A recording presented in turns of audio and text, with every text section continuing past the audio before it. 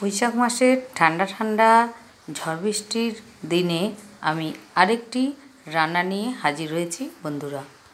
আজ আমি মাটির উনুনে আমি নিজে তৈরি করেছি, সেই উনুনে আপনাদের রান্না করে দেখাবো বন্ধুরা, সাথে থাকবেন। বাইরে এখন প্রচুর ঝড় বৃষ্টি চলছে, আমি ভিতরে ঘরের মধ্যে এডিট করছি। নমস্কার বন্ধুরা, মৌসুমীর ঘরকন্যার আরেকটি নতুন রেসিপিতে আপনাদের স্বাগত। সকালের অন্য কোনো টিফিন থাকছে না, থাকছে বেলপানা টক দই দিয়ে, গাছের বেল। এই যে মিষ্টি টিষ্টি কিছু দেবো না, টক দই, বেল আর ফিল্টারের জল। আর যারা ঠান্ডা খাবে তাদের মধ্যে এখান থেকে কিছু আইস। এই যে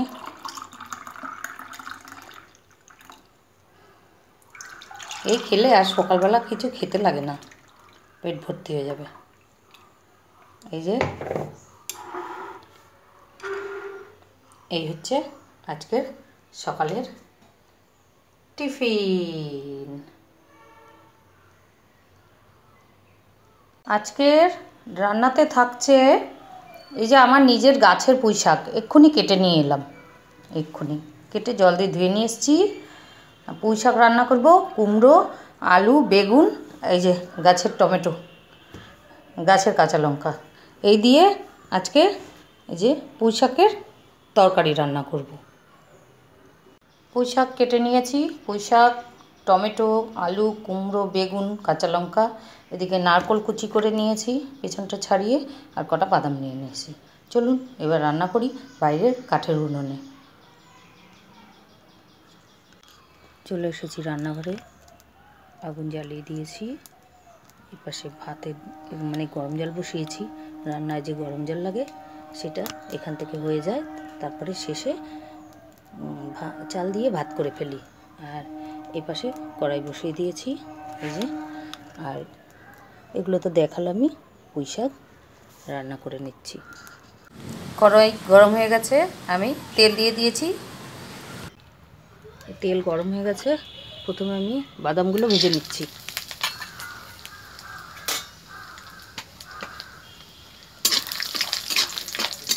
কাঠের আগুন তো সঙ্গে সঙ্গে সব হয়ে যায়। দেখুন বাদাম আমার প্রায় ভাজা হয়ে গেছে, আর সঙ্গে সঙ্গে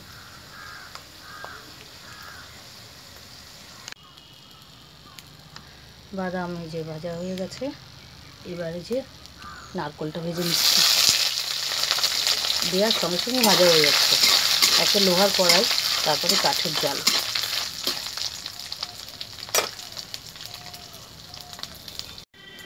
এই যে নারকেল আমার ভাজা হয়ে যাচ্ছে, এবার তুলে নেব। এপাশে ভাতের জল গরম হচ্ছে। নারকেলগুলো ভাজা হয়ে গেছে, তুলে নেব।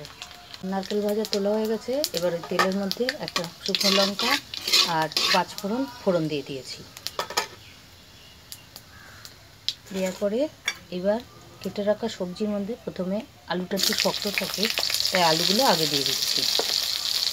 আলু দিয়ে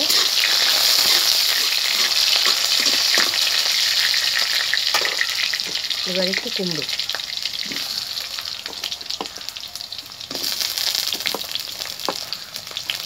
আলু কুমড়োটা ভালো করে ভেজে নিচ্ছি।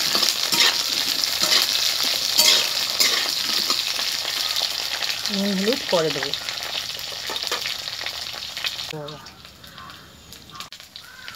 আলু কুমড়োটা দেখুন আমার হালকা করে ভাজা হয়ে গেছে।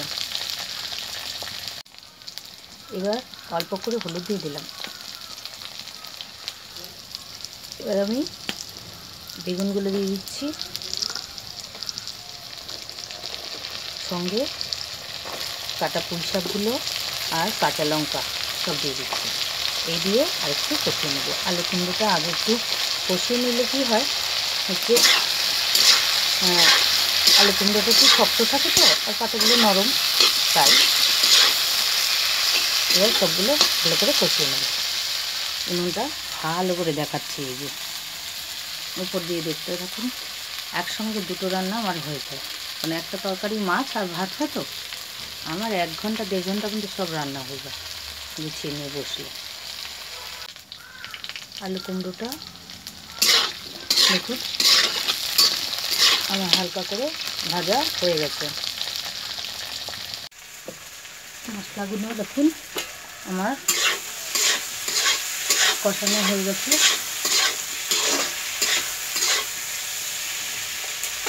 এর মধ্যে আমি একটু জিরে গুঁড়ো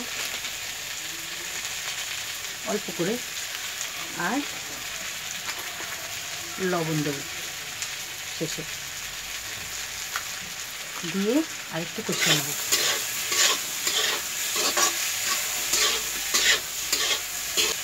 কষাতে দিয়ে আলু সেদ্ধ হয়ে গেছে। এবার অল্প একটু জল দেবো, মশলাটা পুরো তো, জলটা দিয়ে আর একটু কষিয়ে নেব। কাঠের রান্না খুব তাড়াতাড়ি হয়ে যায়, দেখুন বিশাল তাড়াতাড়ি হয়ে যায়। আপনাদের যদি জায়গা বাটা থাকে এইভাবে একটু উন্নয়ন করে নেবেন, চেষ্টা করলেই পারবেন।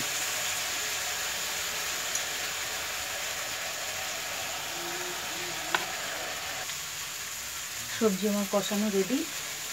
এবার দেখুন এই যে সাইডে উনুনের আর একটা হাঁড়িতে যে গরম জল হচ্ছে, সেখান থেকে আমি গরম জল নিয়ে দিয়ে দেবো। এই হচ্ছে দুটো উনুনের সুবিধা।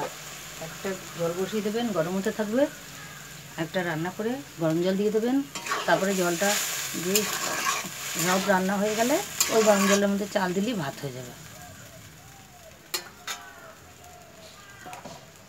এবার আমি বাদাম ভাজাগুলো খানিকটা দিয়ে দেবো,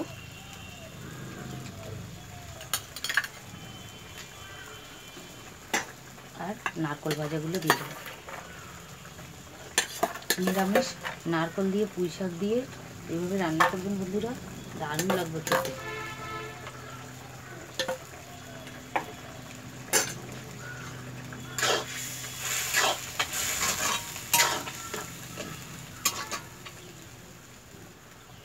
এবার একটু ঢাকা দিয়ে দেবো আর অল্প একটু মিষ্টি দেবো।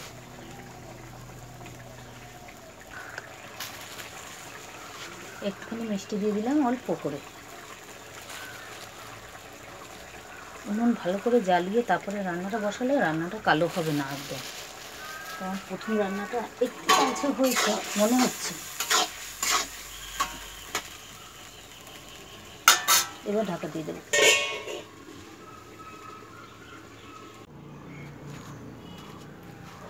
এসেছি কিছুক্ষণ পর, তরকারি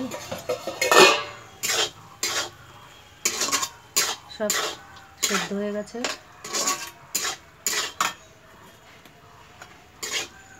তরকারিটা আর একটু টানলেই নামিয়ে নেব। তরকারি এই যে রেডি, নামিয়ে নিয়েছি। এবার ঘরে নিয়ে যাব। এবার মাছ ধুয়ে এনে, পাশেই আমার কল, মানে টিউবওয়েল, আর হচ্ছে মাছ ধুয়ে এনে মাছ রান্না করব।